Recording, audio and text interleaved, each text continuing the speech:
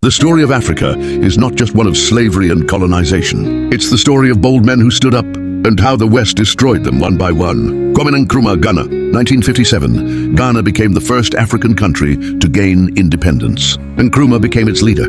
He dreamed of a United States of Africa, one currency, one army, one voice. He said, "We face neither East nor West, we face forward." But the West feared his power. In 1966, while he was away in Vietnam for peace talks, he was overthrown in a CIA-backed coup. His dream was crushed. Ghana was thrown back into Western hands. Patrice Lumumba, Congo, 1960.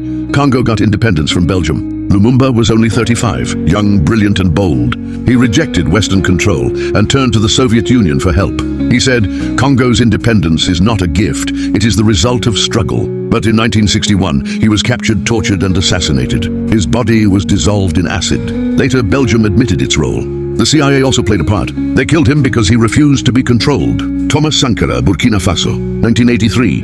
At just 33 years old, Sankara became president. He refused aid from the West. He wore no luxury. He rode a bicycle. He planted millions of trees, vaccinated children, gave land back to the people. He changed the country's name from Upper Volta to Burkina Faso, land of upright people.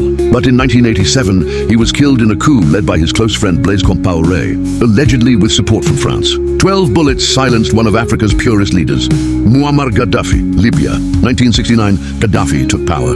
He gave Libyans free healthcare, education and homes. He wanted a gold-backed African currency, the dinar, to free Africa from the dollar and euro. He invested in African unity. He built the African Union. In 2011, NATO bombed Libya. Gaddafi was captured by rebels, beaten and shot.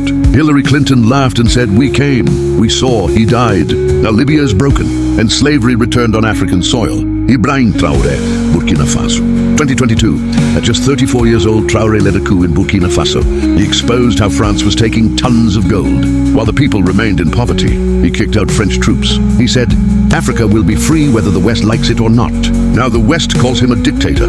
They're already plotting, just like they did with the others. Because every time an African leader rises to free his people, the West finds a way to silence him. They don't fear our poverty, they fear our freedom. They kill our leaders, then teach us to blame ourselves. They destroy our future, then offer us aid as if they're saving us. But Africa remembers. If you believe these men died for a reason, write in the comments. Africa will rise again. Share this story. Let every African youth know what was stolen and what we must fight to take back.